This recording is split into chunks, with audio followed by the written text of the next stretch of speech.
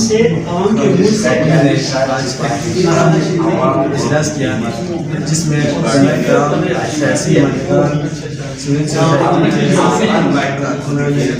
شرکت کی. آج ہمارے ساتھ بازار کمیٹی کے صدر امتیاز صاحب موجود ہیں.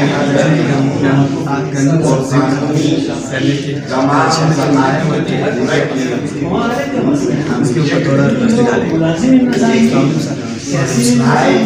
آج ادھر سول سوسائٹی کے جناب عبدالقیوم صاحب نے ہماری ٹیم کو بلایا ہے, تو میں ایسے انجمن تاجران سے میں نے دعوت دی تھی. تو گندم سوسائٹی کے حوالے سے یہاں پہ جو اجلاس میں جتنے بھی لوگ شریک تھے انہوں نے بھرپور طریقے سے مذمت کی ہے. تو میں ایسے انجمن تاجران صدر میں بھی اپنے کارروائی کے ساتھ بھرپور مذمت کرتا ہوں. ہم نے یہ فیصلہ ایک کمیٹی بنائی ہے, وہ کمیٹی مقامی سے ملنا ہے اور اپنے بھی سیاسی لوگ ہیں ان سے بھی ملیں گے, اور دیگر ایک جو نوٹیبل ہیں ان سے مل کے ہم نے ایک مسمن اور مضبوط ایک ہم نے لائحہ طے کرنا ہے. اس کے بعد انشاءاللہ اجلاس کریں گے جو بعد میں ہم کمیٹی فیصلہ کرنے کے بعد جتنے بھی لوگ ہیں ان سے مل کے پھر ہم نے فیصلہ کرنا ہے. اس فیصلے میں سب ساتھ دیں گے ماشاء اللہ.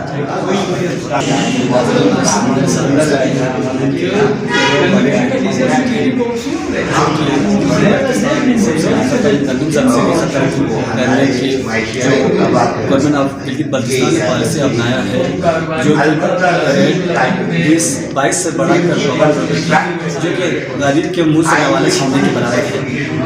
اس کے حوالے سے گلگت پر آج ڈسٹرکٹ گانچھے میں ایک اہم اجلاس منعقد ہوا جو کہ مختلف سیاسی پارٹیز, نمائندہ کرام اور سوشل میڈیا کے نمائندوں نے شرکت کی. آج ہمارے ساتھ مسلم لیگ نون کے 2 بڑے رہنما موجود ہیں. آئیے ہم ان سے بات کرتے ہیں کہ سبسڈی ختم کرنے کے حوالے سے کیا لائے عمل ہوگا. تھینک یو, شکریہ بھائی جان. اس گلگت بلتستان کے نائل حکومت نے جی بی میں بالعموم بالخصوص ضلع گانچھے میں کسان کی کیفیت پیدا کی ہے, عوام میں اضطراب پیدا کی ہے. وہ اس طرح کی گندم سبسڈی جو گلگت بلتستان کے عوام کا آئینی اعتبار سے, پاکستان کے رائج الوقت قانون کے اعتبار سے ایک رائٹ ہے, ایک حق ہے, جس کو چھیننے کے لیے بیٹھے بیٹھے نہ انہوں نے فیصل سے کوئی مشاورت کی ہے, نہ انہوں نے گلگت بلتستان کے عوام سے کوئی اچھے سے رائے مانگی ہے. خود ساختہ ایک فیصلہ کیا ہے کہ اس سبسڈی کو ختم کر کے چند غریب محدود طبقے تک کلوز کیا جائے گا. یہ ان کو کہاں سے یہ رائے نازل ہوئی خدا بہتر جانتا.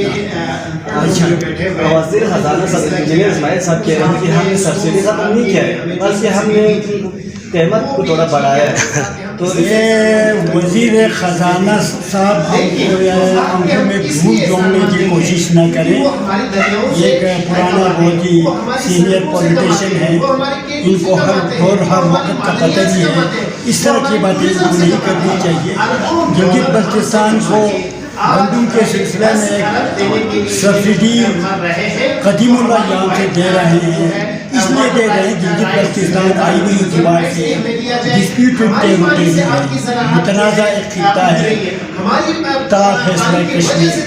لہٰذا اس سبسڈی کو ختم کرنے کی بات کرتے ہیں. میں تو کہتا ہوں گندم کے علاوہ پہلے تو چیٹو آئل سے لے کر نمک سے لے کر بہت سے اشیاء کے اوپر سبسڈی تھی, باقاعدہ گورنمنٹ لا کے ڈسٹریبیوٹ تقسیم کرتے تھے. ان سارے آئٹم کو ختم کر کے ابھی ایک اکیلا گندم کے اوپر سبسڈی دے رہے ہیں. اس کو اگر ختم کرنا چاہتے ہیں تو میں تو کہتا ہوں کہ پاکستان کے آئینی حیثیت کا بھی تعین کرنا چاہیے. ٹھیک ہے ہمیں ایجوکیٹرز کا گورنمنٹ دے دیں, ہمارا اپنا پرائم منسٹر ہو, ہمارا اپنا پریزیڈنٹ ہو, ہمارا اپنا سپریم کورٹ ہو. کیونکہ پاکستان کا نہیں فیڈرل چاہتا ہے یہ ملک کا 5واں صوبہ بنے تو اس کو آئین پاکستان کے دائرے میں شامل کر کے ایک صوبائی اسٹیٹس دے دیں. اس وقت بالکل ختم کرے سکتے کی کوئی ضرورت نہیں ہے, لیکن اس سے پہلے یہ بچہ کھانا ہے جس کی ہم مذمت کرتے ہیں اور یہ ایک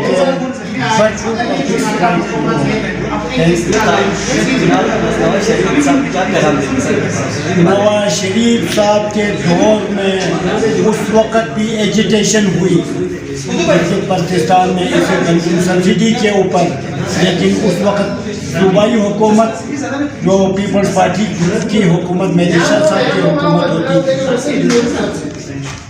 صوبائی حکومت کا ایک کمیٹی بنا, گلگت بلتستان ایکشن کمیٹی کا ایک کمیٹی بنا. دونوں کمیٹیاں آ کے فیڈرل سے ڈائلاگ کی, فیڈرل سے بات کی. اس وقت محمد نواز شریف صاحب کی حکومت کی, انہوں نے ایکشن کمیٹی کے بعد مانا اور ان کے اپنی اقرار کے مطابق گندم جو ہے فی کلو 11 روپے مقرر جو ابھی تک جاری ہے. آخر میں سر آپ نواز شریف کو کیا پیغام دیں گے سبسڈی کے بارے میں سر؟ دیکھیں نواز شریف صاحب ہمارا قائد محترم, آپ گندم کی بات کی ہے. گلگت بلتستان میں تعمیر و ترقی کا جو بھی ابتدا شروع کیا ہے میاں محمد نواز شریف نے شروع کی ہے, چاہے کالج کردو ہو, چاہے بلتستان یونیورسٹی ہو, چاہے گلگت کردو روڈ ہو, چاہے گلگت میں کارڈیولوجی ہاسپٹل ہو, چاہے میڈیکل کالج ہو, چاہے دوسرے بہت سے میگا پروجیکٹ. اسی طرح گانچے کے اندر بھی تعمیر و ترقی کا ایک نیا دور شروع کیا تاکہ ہمارا قائد محترم میاں محمد نواز شریف کا